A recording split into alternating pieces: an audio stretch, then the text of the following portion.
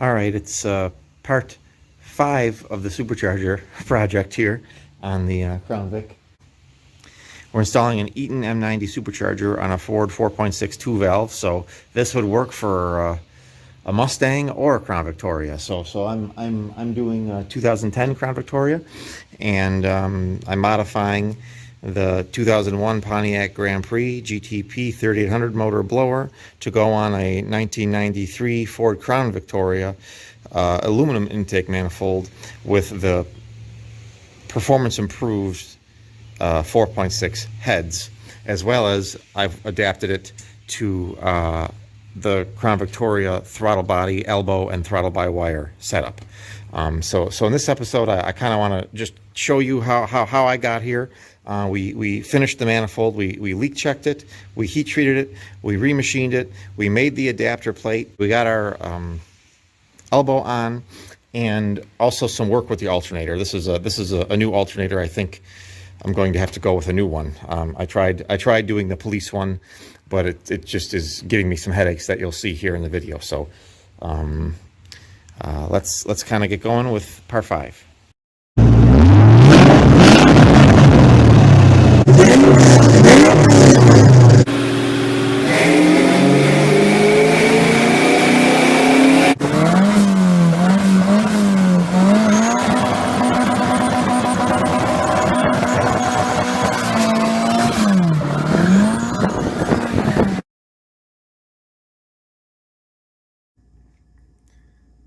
Today I'm working on the supercharger housing itself. So I've taken it all apart down to the bare casting. And if you remember, we chopped off the back section. There it is down there. I still saved it. That's where the Grand Prix throttle body bolted onto. But we chopped that off. And what I'm doing is I'm trying to prepare it to mount this. Now this is the throttle body elbow off of the, I think it was an 06 or an 08 Mercury Grand Marquis. And here's the throttle body, here's the throttle by wire. So there's a little motor that actuates the throttle plate. So I just unbolted that. So I've got it down to the bare elbow. So I want to adapt this 4-bolt pattern to this face. So what I've done is I've tigged in some little plates. And if you remember, here's where a PCV valve was, so I kind of filled that all in, and I welded in some plates here. Looks bad now. I made a couple mistakes, but when we're all done, it'll look nice. So what I'm going to do now is I'm going to go to the machine shop. This face is nice and flat, so we just lay this on the vise, so we'll know it's perfectly vertical. And when we mill this, it'll be nice and parallel. Those two faces will be perfectly parallel. And then I'll go in and I'll transfer the 4 holes. I'm going to have to measure what this bolt pattern is. It's probably metric, I would imagine, but whatever it is, we'll just copy and transfer this pattern here, you know. And we'll tap those holes, and then we're just going to run some 1/4-28 bolts. We'll have to custom make a gasket. Let me get that done. So I got back from the machine shop, and you can kind of see what I did. I drilled and tapped and put helicoils in our flange here. Those are 1/4-28 locking helicoils. And you can kind of see where this area got filled in. And I also took a little bit of filler wire on both sides here and a little bit here, just to increase the thickness, just so we have a little bit more material to make a gasket to seal. But this came out pretty good. I guess I could maybe round off the corners a little bit more and make it look a little bit better. But that's kind of how it came out, and I'm happy with that. So let me put the elbow and throttle body on, so you can kind of get an idea as to what it looks like. And there's some 1-inch long stainless steel socket cap screws I got. Yeah, so here it is. It looks like it'll be just fine. You can see how I welded in some blocks to tap this. Now the next thing I want to do is get our actuator back on there for the bypass valve. So let me go get, I think those parts are still in the garage. Let me go grab that bracket and see if it fits. So it was a little bit harder than I thought to get the vacuum actuator for the bypass mounted. The stock bracket used these two holes and it angled right into the throttle body. So I had to make this little bracket out of two pieces of 1-inch strip of steel. That's that thing.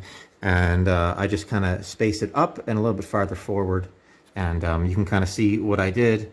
And I've got a little vacuum line on, so I'm just going to suck on it and you'll see how it works.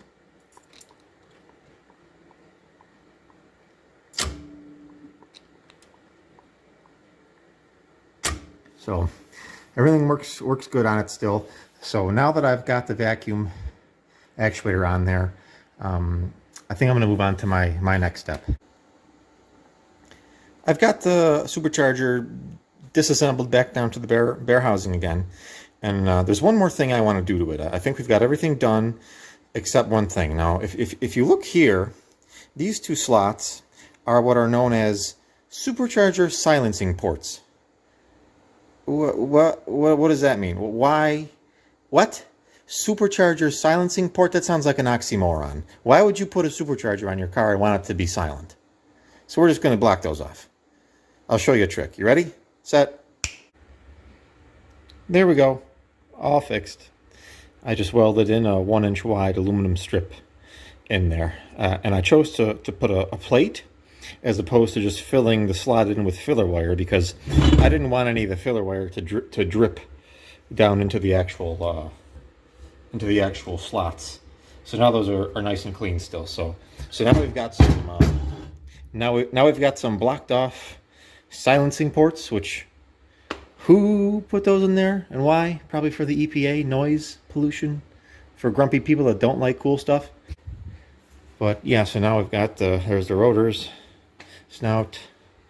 We've got all the parts here. Those are for something else, but yeah. So I think this is as far as I can go for the day, because next I need to get the plexiglass strips to. I wanna put some plexiglass strips on the back side of the intake head ports, so then I can pressurize. So hang on. Now that I've got the supercharger housing all set and the snout all set, we've got our throttle body on there. Our next step is to do the adapter plate. So here it is. I had to get another one. This one, I had a 12 by 12.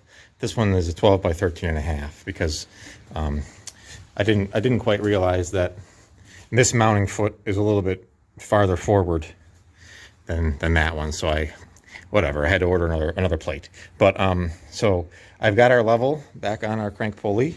I've got the front to back alignment set up with the supercharger pulley, and I've got the like I kind of just showed you, the mounting foot kind of lined up front to back. So really my goal in this setup is, where is the front back location of this plate going to be, and then I can lay out the holes accordingly.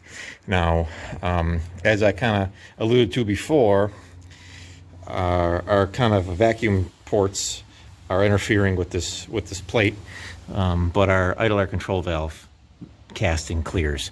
So what I want to do now is just kind of lay it out, but I also want to take a look at where did our throttle body line up. And remember, our last injector is kind of where the wiper tray is, and I think we're going to be just fine. I think we're just going to clear, and that'll be all right. So let's go ahead and move on with getting our adapter plate made. All right, so what I'm thinking is I've got the plate pretty much where I want it, spaced front to back.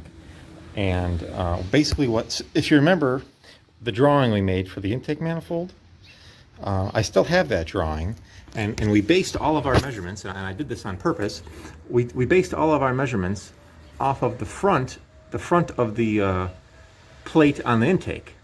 So really all we need to measure is what is the difference between this face and that face, you know? So we'll just take that distance and then we'll add it on to the drawing measurements.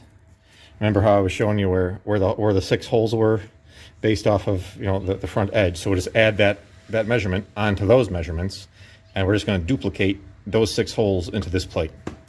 So I think our alternator's in the way to get an accurate measurement, so I'm just going to take these 2 bolts out and take the alternator out temporarily. All right, I got the alternator off, and what I did is over here, I just put two bolts in the intake manifold. So I have the plate against the bolts in this way. So I know. So basically, the only reason I'm doing that is so I know that the plate is basically straight front to back. I know that it's basically parallel with the crankshaft, and just trying to set up my datum. You know, if we were doing GD&T, geometric dimensioning and tolerancing, we would need, you know, so there'd be a datum A, which would be the face of the intake, B, which would be these 2 bolts. So now our plate is only free in, you know, as 3 dimensions. Now we only have 1 dimension, which would be our, I'll call this our Y. Our X and our Z are constrained. So now we need to do our Y. So that's basically here. So now basically all of our degrees of freedom are fully constrained. And now what I want to do is I have my edge lined up with the edge of our supercharger. And now basically I took my calipers and I measured this way. I measured, hang on, let me try and get the camera. Sorry it's so shaky. But basically I measured like this, and it turned out to be 1 1/8. So we're 1 1/8 inches forward. So I'm just going to add on 1.125 to our drawing that we made for the intake manifold plate. So let me get that drawing made real quick. Okay, so here's the drawing for the 6 holes that I'm going to make on the adapter plate. So we've got a 12-inch wide plate. So I've had to adjust my measurements off of our intake plate. So I want basically these holes to be centered in that 12 inches. So I've got the measurements there, you know, and then I've just added on 1 1/8 to these measurements, and we wound up with those measurements. Okay, so that's basically what we're gonna do. We're just gonna edge find here, get our cutter basically directly at this corner, and then just go up and over and keep going up and over and cut these holes in.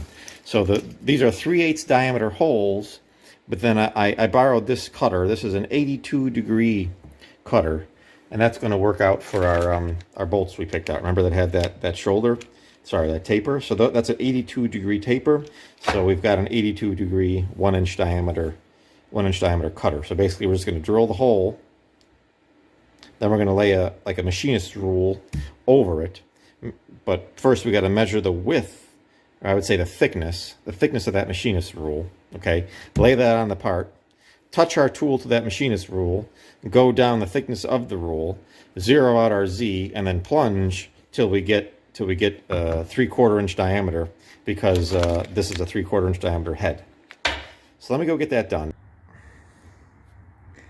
All right, we're back from the machine shop, and we got the plate done. So we got our 6 holes, and as you can see, our bolts fit in there nice. They're all flush. But anyway, you can see how we've got our 1 1/8 clearance here, and then yeah. So now that we've got the plate on, since I haven't drilled the hole for the boost or the bypass, I'm going to use this plate as a seal to pressure test the manifold.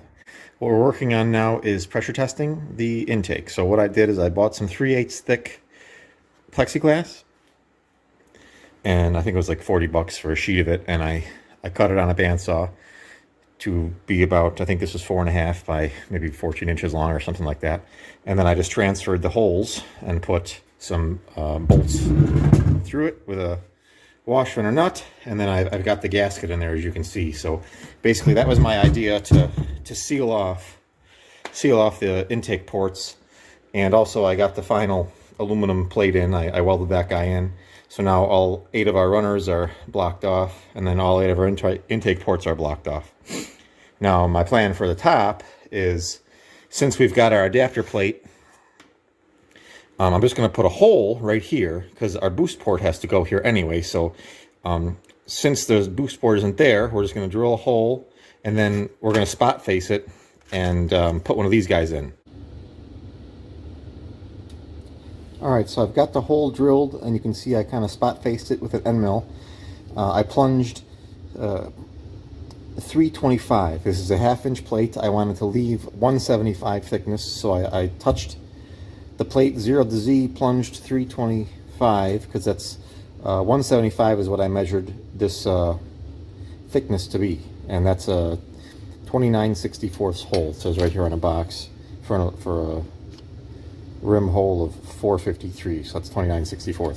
So I'm going to coat this with a little bit of silicone grease, grab it with a pair of pliers, and pop it in there. All right, got the valve stem in there, just like a tire, and then I just put a little bit of grease to act as a gasket. A flat plate on a flat plate should seal pretty good, and then we will install the plate with our bolts and bolt it up. All right, so I got the Schrader valve installed. You can see it's kind of installed countersunk in there. I got the bike pump hooked up, and it won't hold air. There's a few leaks. I just kind of wanted to show you one. So maybe if I set you down here, you might be able to see it. So I'm gonna spray it with some soapy water. I never would have found this unless I leak tested it, but you can see we got a little pinhole right about here. So what I'm gonna do is I'm just gonna take a Sharpie and kind of mark the leaks I'm finding. I think there's about 3. So let me find them all, and I'll show you when I find them all.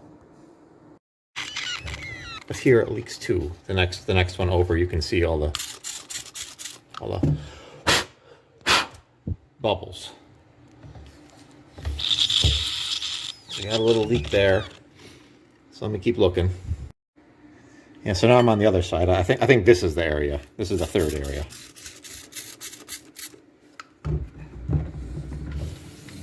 Yep, there it is there. So I know I got those 3 leaks. So I'm gonna just mark with a Sharpie. And so now what I want to do is I'm going to disassemble the plate, and I'm going to disassemble the plexiglass, and then I'm going to maybe even take my heat gun, and I want this perfectly dry. I'm very worried now if I get water on it when it's hot, it's going to crack. So I don't want that to happen. So I just want to make sure it's totally dry, and then I'm going to go in with the welder and patch up those 3 leaks.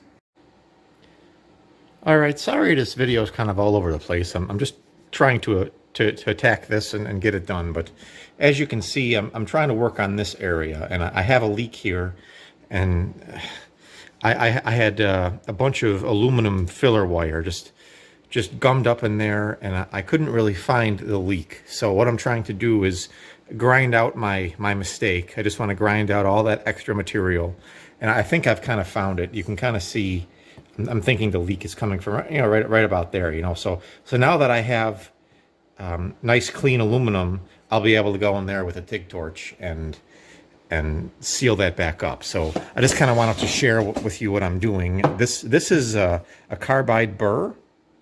You can see it's got like a helical teeth on it. This is the part number of it. I think it's about 13 bucks. And I also read, because I had some tools like this one. You can see it's kind of just full of aluminum. That's kind of a better shot of it. You can see how it's all just full of aluminum. So I was reading, and here's one that's kind of still pretty good.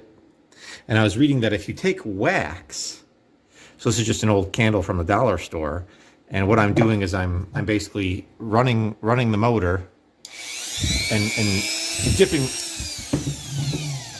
dipping it into the wax just to get some wax coating, and then I'll go in there and I'll grind, and then I'll dip it back in the wax, and that's keeping it from, I think, getting gummed up like that. So I just want to keep going, and then I'm going to hopefully seal up all these leaks. All right, I got all the leaks patched up, so I'm done with the pressure testing. This one was the most difficult to get to, but I had to, you can see how tight it is. It was hard for me to get in there with the TIG torch, but there's no more leaks, so I've disassembled it back down to the just bare intake, because I want to do, I have to do, not want to do, I have to do one more thing. So as you can see, our weld where we had to weld on this block, I machined most of the weld off when I machined this face flat, you know, so just with me working with it, I sometimes I held it in the vise here, so that's probably why that weld cracked. So the faces are still slightly out of whack. I have to fix this, and if you remember, there are these little voids. So I'm going to have to weld here. If I weld here, I'm going to have to do machining. If I'm going to do machining, I might as well heat treat it. I've been thinking about that for a while. Since I did so much welding to this thing, and since it's got so many just internal forces in there from the heating and cooling and the welding and the machining and all that stuff, I'm going to do a stress relief heat treat. And I think what I'm going to do is put it in an oven at about 350 Fahrenheit for 4 hours. And that will stress relieve it. And if it's gonna move, it'll move in the oven. And then when I pull it out, it's gonna be where it's gonna be, you know. And since I'll have a weld here and patched up these welds, when I machine it, that'll be okay. Now I know it's good to go, and I'm not gonna have to worry about leaks. I'm not gonna have to worry about it shifting during operation from residual stresses or anything like that. So that's what I'm going to do. So I'm going to set you up, and we'll just kind of go over these with the TIG torch. I switched over to a larger collet, and we'll just get that done, and then we'll head to the machine shop.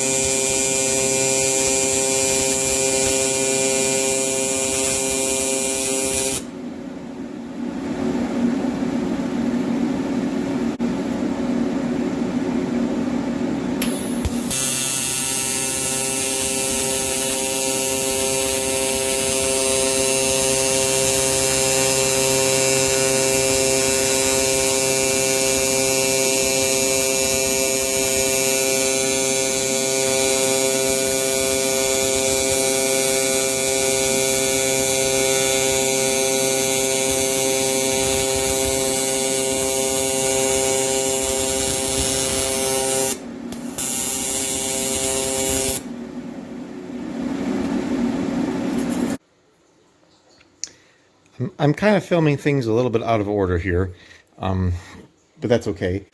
Here's our plexiglass plates and gaskets and all our leak checking stuff.